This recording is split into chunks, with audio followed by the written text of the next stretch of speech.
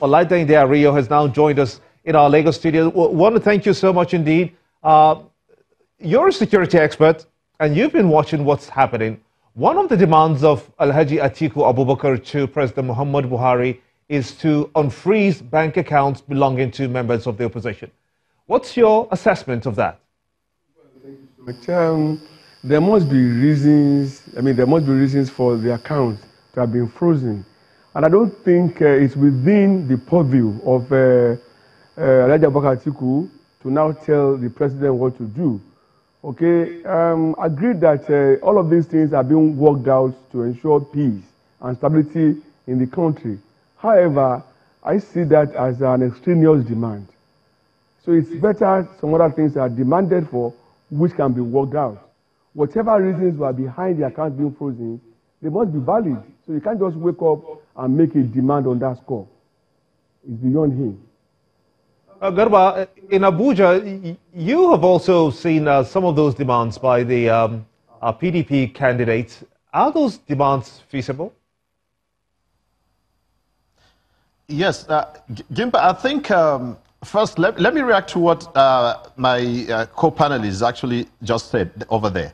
The idea of Atiku not being in a position, or is not his purview to speak, to actually call for the release of the account of the opposition members. I think as a citizen, there's nothing wrong in if Atiku stands to say, no, you have to release our account that you held before the elections.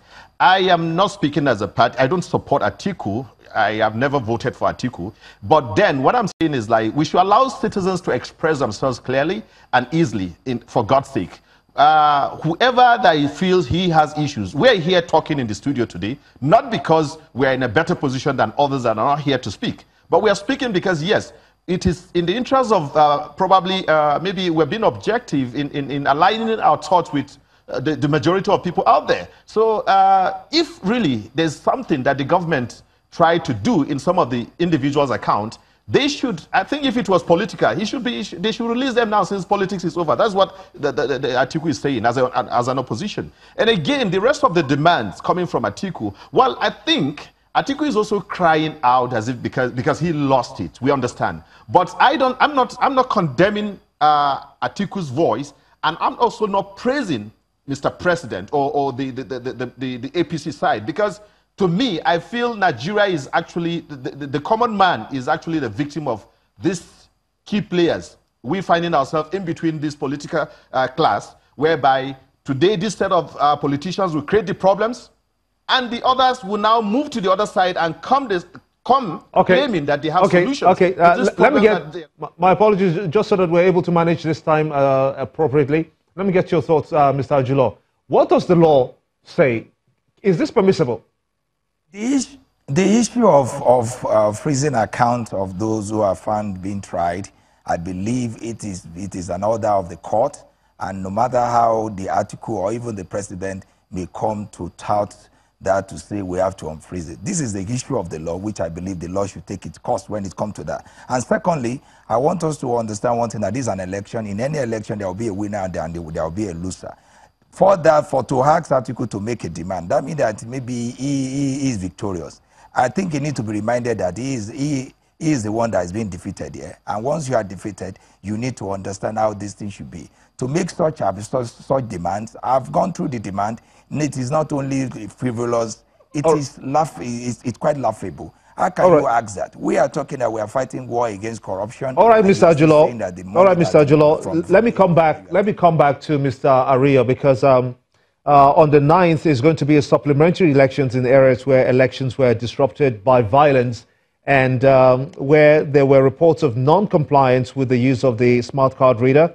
Ballot boxes were also snatched in some instances. How do you see this exercise on the 9th of March panning out? That's the supplementary elections in those areas, as well as the governorship elections and the state houses of assembly elections. Well, the issues that came up then, I think, took off from the social media. And this, again, is an opportunity for me to ask the God of the day, maybe after now, when they are fully established, to begin to look at the access of Nigerians to social media.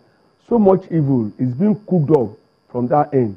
which I think it won't all go well if allowed to continue like that. Now, coming to the next supplementary election, I would simply advise that security must be increased. Okay, the level must be raised. And of course, I will have expected by now, there will have been a lot of campaign in the public space admonishing people to see themselves as all Nigerians, as one, admonishing unity of purpose. But I've not seen anything like that, because all of this boils down to, oh, this man is Igbo, this is Yoruba, this is Hausa. At this point in our development, after independence, I would never have thought we should be talking about all of that by now. I have been a victim of tribalism before. Okay? In 85, during my NYC, I met a girl, an Hausa girl, Uzena, and we were supposed to get married. But the family said, no, it's Yoruba, it's Christian. And then they didn't make it work. 20 years later, we met in New York, and she said she's gone through 2 marriages. Perhaps if she had married me, maybe it would have been different. Okay? That's a personal experience. So we need ourselves. It's just one country, one Nigeria. And that the words of our national anthem. I like that. I like that. One Nigeria is the preaching for now and for the future leading into tomorrow and forevermore. I hope that that resonates in everybody's mind. It is our country. We're the ones who can fix it.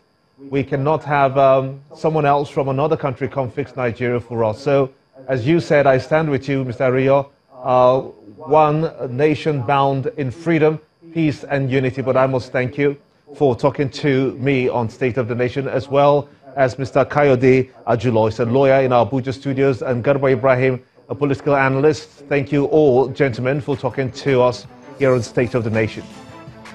And to you for being part of the show. Thank you so much indeed for watching. I'm Gimba Umar. Bye for now.